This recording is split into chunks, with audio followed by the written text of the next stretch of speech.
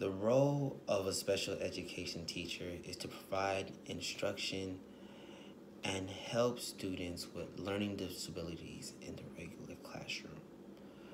A special education teacher provides the tools necessary for that student to be successful in a regular classroom.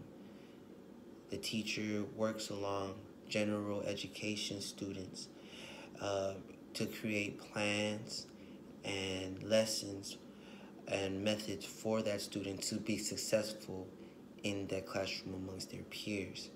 The teacher also works along with the families of that student to make sure that everyone is on the same page and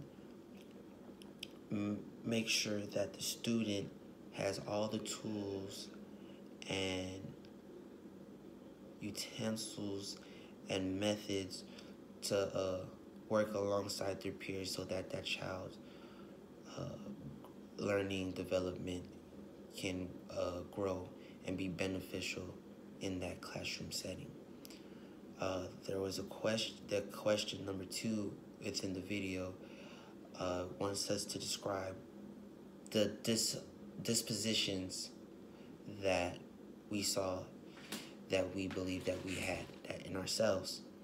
A few depositions that I believe that I have are the ability to promote and support curiosity and encourage active inquiry, exercising sound judgment and ethical behavior, recognizing the reflection combined with experience leads to growth as a professional, being sensitive to an individual learning and social needs of students, and embrace the cultural diversity of the community, and able to promote social justice and equity, maintaining appropriate standards of confidentiality, and exercise fairness in all areas, including assessment. Those are just a few qualities or the dispositions that I believe that I have. I feel like as a teacher or a future educator of any sort, these are traits or things that you need to have in order to be considered a great teacher or even a successful teacher. Now, a trait that I believe that I can work on as I were to go into my first year as a teacher is to understand the effect of community involvement and servant leadership as it applies to the welfare of others in the educational setting. The community plays a large part on a child's development, and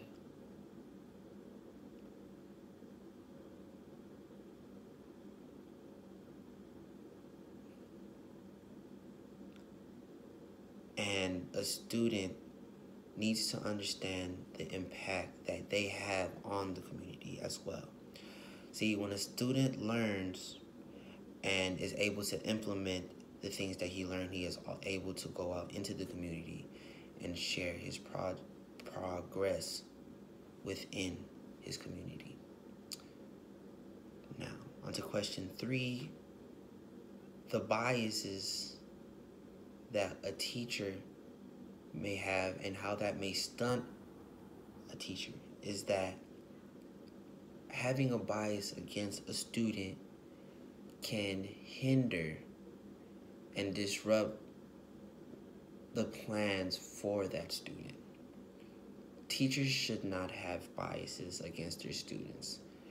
Teachers should have expectations of their students and what they want for them to perform, but they should not have bias, because bias can cause a teacher to neglect a student.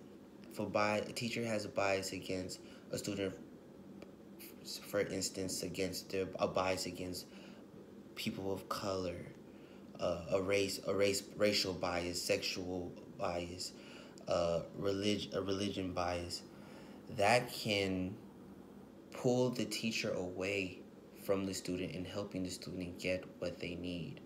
As well affects the family of those students, because with those biases, that teacher who is not paying attention to that student or giving the student the time of day based on that student's performance may not get the student the help that they need, or be able to lift up a student and reach out to the family because they believe, because of the bias they have against that person.